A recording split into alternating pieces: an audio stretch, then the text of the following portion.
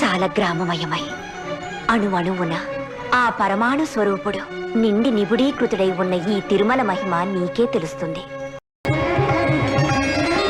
ఈ కొండ మీద ప్రతి చెట్టు, ప్రతి పొద మహారుషుల ప్రతిరూపాలే.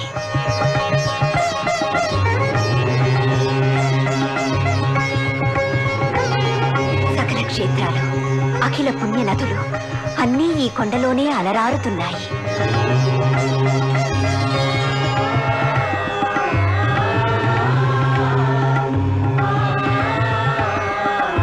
ఈ కొండ శాంతికి నిలయం, ధర్మానికి ఆలవాలం.